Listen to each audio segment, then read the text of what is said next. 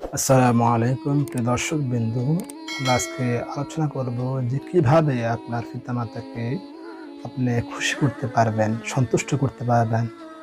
দর্শক বন্ধু, আল্লাহ রসুল সাল্লাল্লাহু আলাইহি সাল্লাম বলেছেন, পিতামাতার পায়ের নিচে সন্তানের বেহেশত। পিতামাতা হচ্ছে এই পৃথিবীর মধ্যে সবচাইতে সম্মানিত ব্যক্তি এবং শ্রদ্ধার একটা ব্যক্তি হচ্ছে পিতামাতা। দর্শক বিন্দু, সেই পিতামাতাকে খুশি করলে মহান আল্লাহ তাআলা খুশি হয়ে যায়। সেই পিতামাতা দোয়া করলে সঙ্গে সঙ্গে 100% সেটা কবুল হয়ে যায়। সেই পিতামাতা বদদোয়া দিলে সেটা অবশ্যই ছেলে সন্তান অবশ্যই ধ্বংস অনিবার্য। সেজন্য পিতামাতাকে খুশি করতে পারলে এই জীবন আপনার জন্য লাভ, পরকালীন জীবন আপনার জন্য পুরস্কার জান্নাত।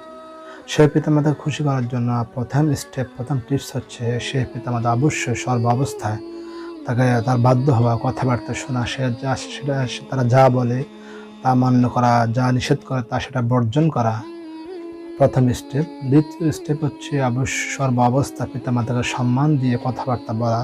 এমন কোনো উচ্চারণ শব্দ প্রয়োগ করা উচিত নয় যার মাধ্যমে পিতামাতার সম্মান নষ্ট হয়, তার লজ্জাবোধ হয়, তাদের বিভিন্ন সম্মানে আঘাত আনে। এমন কোনো শব্দ, এমন কোনো চয়ন আমাদের করা উচিত নয়।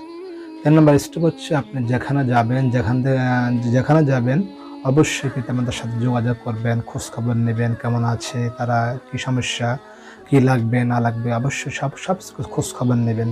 আপনি যদি তাদেরকে ভুলে যান, স্ত্রী পেয়ে, ছেলে সন্তানদেরকে পেয়ে, অবশ্যই কাল হাসর ময়দানে আপনাকে জবাবদিহি করতে হবে। যখন দোয়া করবেন তখন অবশ্যই রব্বির হামহুমা কামা রব্বায়ানি সগীরা বলে পিতামাতার জন্য প্রার্থনা করবেন, দোয়া করবেন।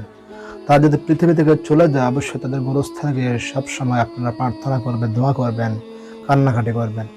দর্শক বন্ধু, আপনি যখন স্ত্রী বিয়ে শাদী করেন, অবশ্যই অনেকে দেখা যায় মা বাবার প্রতি অনেকটা অবহেলা সৃষ্টি হয়ে যায়।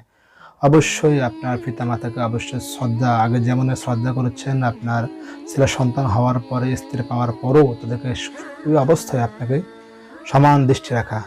দর্শক বন্ধু, অনেক সময় আমরা শাশুড়িকে পেয়ে আমরা মাকে ভুলে যাই, আর শ্বশুর পেয়ে বাবাকে ভুলে যাই। অবশ্যই আপনাকে মনে রাখতে হবে, আপনার শ্বশুরের চাইতে লক্ষ কোটি গুণ বেশি শ্রদ্ধা সম্মানী ব্যক্তি হচ্ছে আপনার পিতামাতা। দর্শকবৃন্দ, এই সমস্ত কিছু আমরা সর্ব অবস্থায় করি, অবশ্যই পিতামাতা সন্তুষ্ট, সর্ব অবস্থা আমাদের প্রতি সন্তুষ্ট থাকবেন। তারপর যে আমাদের যতটুকু আমরা ইনকাম সোর্স রয়েছে, যা টাকা পয়সা আমরা ইনকাম করি, তার সাধ্য অনুযায়ী পিতামাতার জন্য ভালো ফল ফ্রুট নেওয়া, ওষুধ কিনা, তাদের কাপড় চোপড় আমরা কিনা, কি লাগবে না লাগবে তারা মুখ থেকে বের হওয়ার আগেই সমস্ত কিছু ব্যবস্থা করে দেওয়া হচ্ছে প্রত্যেকটা সন্তানের দায়িত্ব, কর্তব্য।